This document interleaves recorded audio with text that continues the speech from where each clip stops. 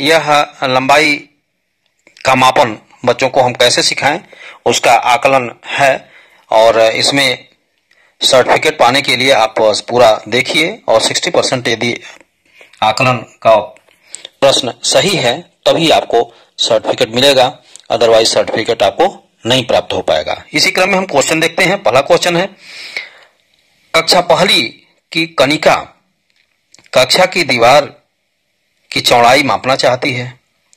उसके लिए उसने अपने सभी साथियों की छोटी बड़ी पेंसिलों को इकट्ठा किया और दीवार के किनारे सभी पेंसिलों को रख रख कर चौड़ाई मापा और बताया कि कक्षा की चौड़ाई 54 पेंसिल लंबी है। आपको क्या लगता है कि कनिका ने किस अवधारणा की समझ होने पर वो समझ पाती कि उसे एक जैसी लंबाई वाली पेंसिल का इस्तेमाल करना था?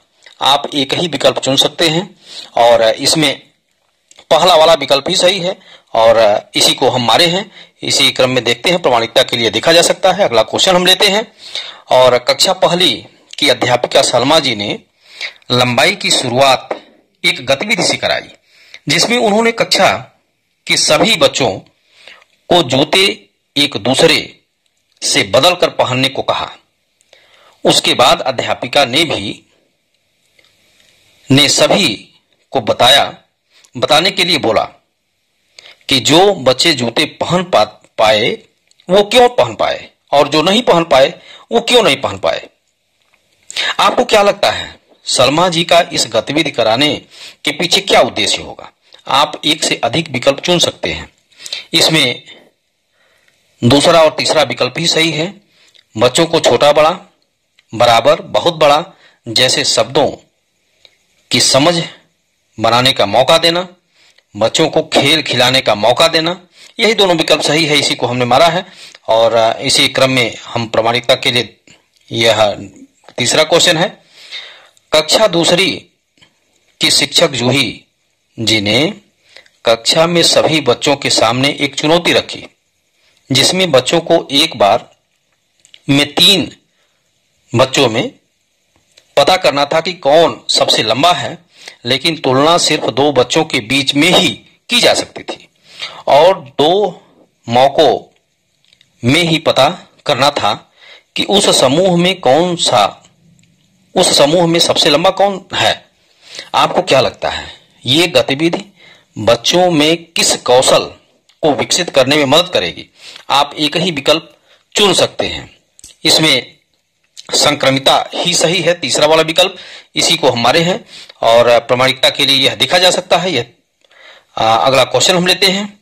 चौथा क्वेश्चन है, कक्षा 3 के शिवम को परीक्षा पत्र में एक रेखा को मापने का सवाल मिला, लेकिन उसका केवल स्केल 2 सेंटीमीटर तक टूटा हुआ था। इसलिए उसने 4 सेंटीमीटर लंबी रेखा को 6 सेंटीमीटर बताया। आपको क्या लगता है इसका क्या कारण हो सकता है? आप एक से अधिक विकल्प चुन सकते हैं। इसमें दूसरा और तीसरा ही विकल्प सही है। शिवम केवल स्केल की आखिरी संख्या को पढ़ने पर ध्यान देता है। शिवम अभी लंबाई को छोटी इकाइयों में देखकर नहीं समझ पाता है। इसी को हम मारे हैं दोनों को और इसी क्रम में हम अगला क्वेश्चन देते हैं। प्रमाणिकता के लिए देखा जा सकता है। अगला क्वेश्चन हम लेते हैं। दिवाली के समय कक्षा 3 की शिक्षिका ने बच्चों को कक्षा सजाने के लिए बोला। शिक्षिका ने बच्चों को झालर और रिबन को अपनी उंगलियों बालिश्त से नापने के लिए प्रोत्साहित किया।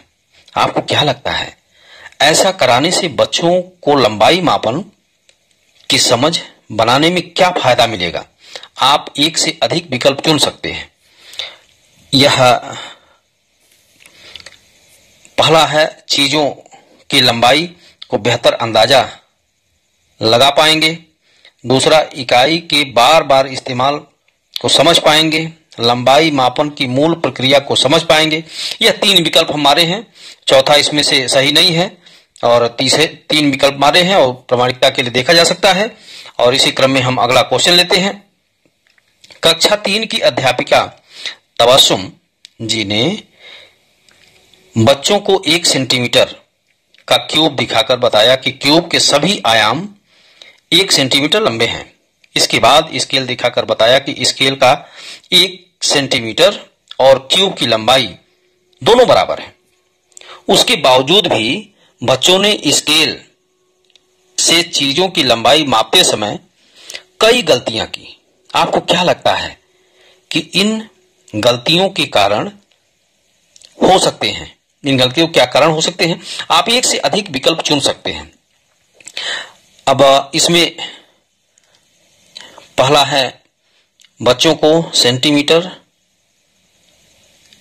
का क्यूब दिखाकर उसके बारे में पता लगाया है, बताया गया है, उसकी जरूरत को महसूस नहीं कराया गया।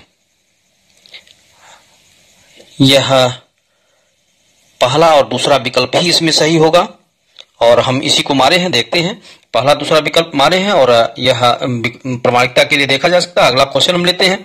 कक्षा 3 के अमन ने 1 मीटर स्केल से मापते हुए एक मेज की लंबाई 1 सेंटीमीटर लिखी।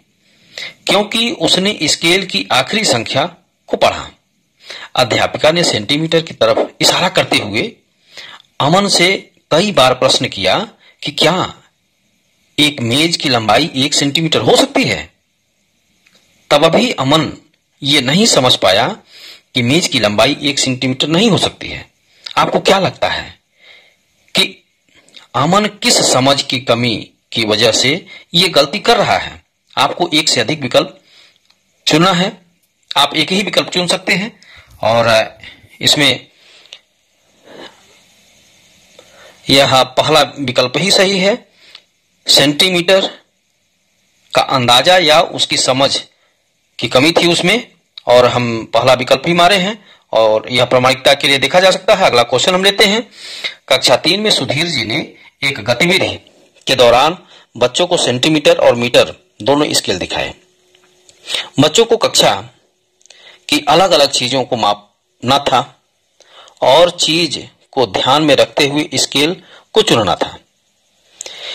इसी कक्षा की मुन्नी ने डस्टर की लंबाई मापने के लिए सेंटीमीटर स्केल को चुना और डस्टर की लंबाई को सही मापा।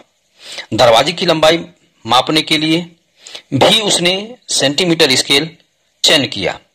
आप मुन्नी की समझ के बारे में क्या कह सकते हैं? सबसे सटीक विकल्प चुनकर उत्तर दीजिए। आप एक ही विकल्प चुन सकते हैं और यह चौथा विकल्प ही सही है। मुन्नी नहीं समझती है कि कब छोटी और बड़ी इकाई का इस्तेमाल ठीक होगा। यह चौथा ही सही है, प्रामाणिकता के लिए देखा जा सकता है। अगला क्वेश्चन हम लेते हैं और यह कक्षा 4 की अध्यापिका ने कक्षा में बच्चों को सेंटीमीटर को मीटर में और मीटर को सेंटीमीटर में बदलने के लिए सभी नियम बताए। उसके बाद इन सवालों का लंबे समय तक अभ्यास भी कराया, लेकिन फिर भी बच्चों ने परीक्षा में अधिकतर सवाल गलत किए। आपको क्या लगता है इसका क्या कारण हो सकता है? आप एक ही विकल्प चुन सकते हैं और यह विकल्प है तीसरा वाला। बच्चे ने सेंटीमीटर और मीटर के रिश्ते को सिर्फ ऊपरी तौर पर समझा था और इसी को हम मारे हैं, प्रामाणिकता के लिए देखा जा सकता है। अगला क्वेश्चन हम लेते हैं।